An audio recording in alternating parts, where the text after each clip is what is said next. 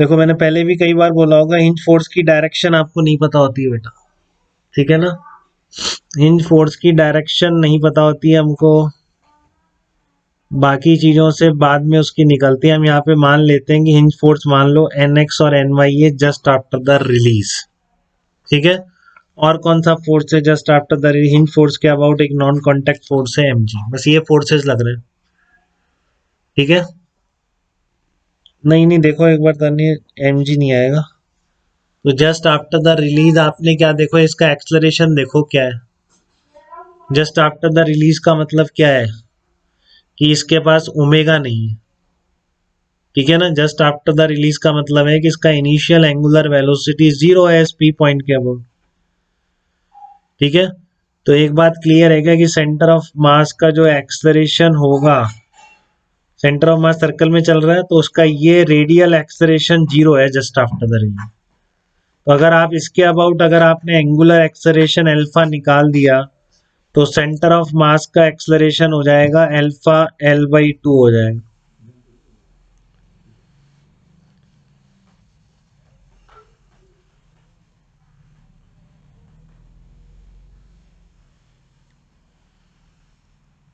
Centre of मास का acceleration कितना हो जाएगा, अल्फा L/2 हो जाएगा।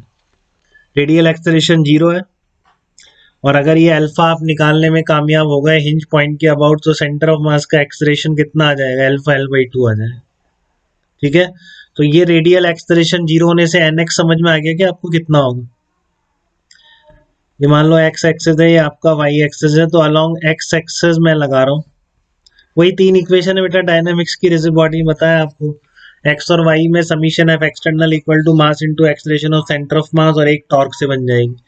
तो अलोंग द x एक्सिस एक ही फोर्स मान रहे हो आप nx, और मास इनटू एक्सलेशन 0 आ रहा है सेंटर ऑफ मास का। तो आप बोल सकते हो क्या हिंज फोर्स का x कंपोनेंट कुछ भी नहीं होगा, ठीक है। NX 0 होगा जस्ट आफ्टर द रिलीज, क्योंकि आपका ओमेगा 0 है, ओमेगा स्क्वायर r 0 हो जाएगा।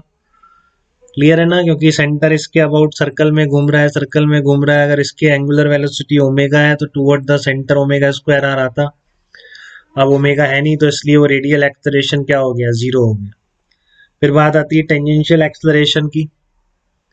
तो mg नीचे की तरफ है, ny ऊपर की तरफ है, तो अलोंग y एक्सिस क्या लिखोगे आप,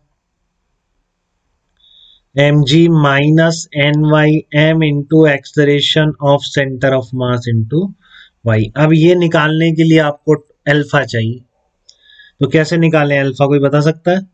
फॉर अल्फा अबाउट पी कैसे निकलेगा, अल्फा अबाउट पी, पी के अबाउट अल्फा कैसे निकालो। हाँ, पी के about torque equals to P के about moment of inertia into alpha. देखो बेटा आप रिलेट कर पा रहे हैं कि ये चीजें बिल्कुल यही असली रोटेशन है, बस ये समझ लो। ये जो मैं डायनामिक सब कंबाइन कर रहा हूँ ये बेसिक क्वेश्चंस हैं बिल्कुल रोटेशन के, ऐसे 4-5 क्वेश्चन मैं और लेने वाला हूँ, सारे इसी के आसपास बनते हैं क्वेश्चन बिल्कुल, ठीक है ना। तो ये आप मैं करूंगा कुछ नहीं, डायनामिक्स है सिंपल, तो मैं वही करूंगा, F external mass into acceleration of centre of mass, x में वाई में एक टॉर्क की इक्वेशन अब मैं इससे लिख दूंगा। तो टॉर्क कितना आ रहा है, M G into L/2 equals to P के about moment of inertia ml²/3 लिख सकता हूँ क्या, ml²/3 इंटू अल्फा। हाँ बताइए बेटा, क्लियर है। हाँ तो अल्फा कितना आ जाएगा आपका यहाँ, अल्फा आ जाएगा 3g/2l आ जाएगा ना। हम्म अल्फा आ जाएगा 3g/2l आ जाएगा। तो अल्फा आ गया तो बस अब आपका एक्सलेरेशन ऑफ सेंटर ऑफ मास जो आप ढूंढ रहे थे वाई, वो आ जाएगा अल्फा इंटू L/2 से। अल्फा इसके अबाउट आर डिस्टेंस पे पॉइंट है, अल्फा L/2 से कितना आ जाएगा, 3g/4l आ जाएगा। अब आप लिख दो, इक्वेशन 1 थी, आपकी इक्वेशन 2 थी, फ्रॉम इक्वेशन 2 लिख देंगे आप अब इसमें। तो फ्रॉम इक्वेशन 2 ny कितना निकल के आ गया, mg minus 3g/4l, mg minus m acceleration of centre of mass alpha into, ये एल कट जाएगा ना, 3g/4 ही बचेगा। तो ये आ जाएगा आपका mg/4 आ गया बस आंसर। तो ये हिंज फोर्स हो जाएगा mg/4। nx तो 0 है, तो just after the release hinge force कितना लगेगा इस पर, mg/4 लग रहा है बेटा, बस यही आंसर है आपका।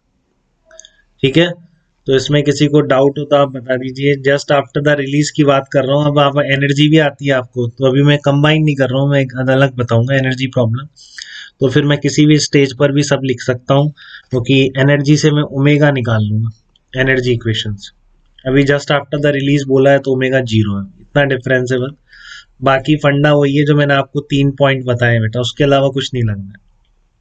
ठीक है, ये आपको ध्यान है, summation of external equal to mass into acceleration of centre of mass, इसको नहीं भूलना है। और जब इसमें कोई चीज वेरिएबल रिक्वायरमेंट पड़ रही है तो आपको तुरंत tau equals to I alpha याद आनी चाहिए। एक आध कभी कुछ कंस्ट्रेंट कुछ लग गया तो वो लग जाएगा बस, इसके अलावा कोई इक्वेशन नहीं।